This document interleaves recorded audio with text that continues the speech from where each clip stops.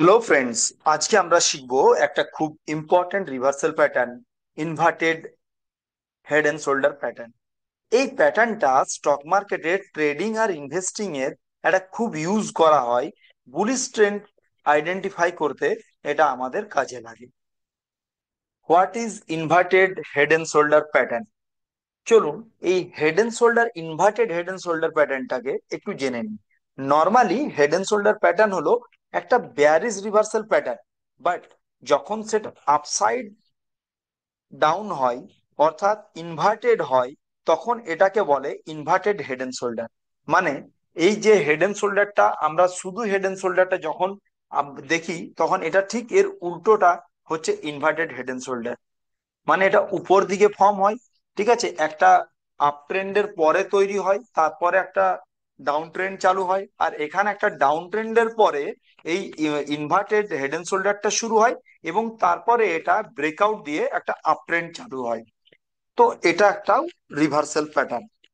Reversal যখন signal দেয়, মানে যখন মার্কেটে ডাউন ট্রেন্ডে থাকে আর সাডেনলি বায়ার্স আসতে শুরু করে, তখনই এই প্যাটার্নটা কিন্তু তৈরি হয়। এর স্ট্রাকচারটা আমরা যদি একটু জানি, দেখুন, ইনভার্টেড হেড এন্ড শোল্ডার প্যাটার্নটা তিনটা মেন পার্ট আছে। যেমন হেড এন্ড শোল্ডারও ছিল, ঠিক ওই রকম ইনভার্টেড হেড এন্ড শোল্ডারেরও তিনটে পার্ট রয়েছে। লেফট শোল্ডার, মানে মার্কেট প্রথমে ফল করে করে তারপর একটু ওঠে, ঠিক আছে, এটা হচ্ছে লেফট শোল্ডার।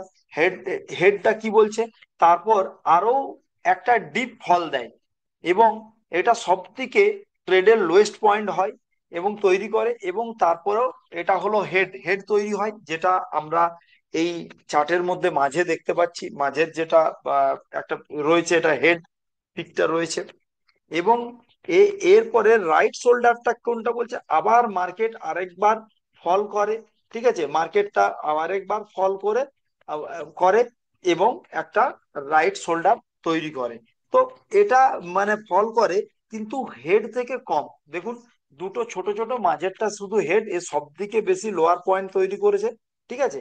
এবং তারপরে আবার এটা এর উপরের যে রেজিস্ট্যান্সটা রয়েছে, রেজিস্ট্যান্সটাকে ব্রেক করে আবার একটা ভালো আপট্রেন্ড আমরা দেখতে পাই। এই তিনটে মিলিয়ে বানাই একটা ইনভার্টেড ফিগার, ঠিক আছে, এবং যেটা দেখতে আপসাইড ডাউন হিউম্যান বডির মতন হয়। আপসাইডের আপসাইডের এটা হচ্ছে আপসাইডের ডাউন হিউম্যান বডির মতন দেখতে হয়। সেই জন্য আমরা এটা inverted head and shoulder pattern বলে থাকি। এবারে রইলো নেকলাইন। এর নেকলাইনটা দেখুন, উপরে যে রেজিস্ট্যান্স লাইনটা রয়েছে, আমি যদি একটি চার্টটাতে দেখি, এই যে এইটা যে উপরে রেজিস্ট্যান্সটা রয়েছে, এটাকে আমরা নেকলাইন বা রেজিস্ট্যান্স লাইন বলবো। কারণ যখন এটা থেকে ব্রেকআউট দিবে, তখনই কিন্তু আমাদের এন্ট্রি পয়েন্ট তৈরি হবে। এটা আমি পরে আবার ভালোভাবে ডিসকাস করব।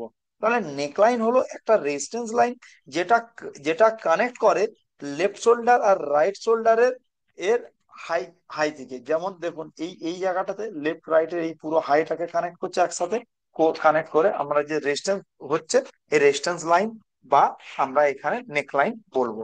তাহলে যখন প্রাইস এই নেক লাইনটাকে ব্রেক করে আপওয়ার্ড হয়, তখন সেটা কনফার্ম করে যে ট্রেন্ডটা রিভার্সাল হয়ে গেছে এবং নিউ বুলিশ একটা স্টার্ট হচ্ছে, নিউ বুলিশ ট্রেন্ডটা আসবি, এটা স্টার্ট হচ্ছে এখান থেকে, যেটা আমরা এই জায়গায় দেখতে পাচ্ছি। এবারে আমরা দেখব যে ট্রেডিং স্ট্র্যাটেজিটা কি। মানে এই ধরনের প্যাটার্ন যখন দেখতে পাই কোনো চার্টের মধ্যে, তো আমরা কিভাবে ট্রেড নেব।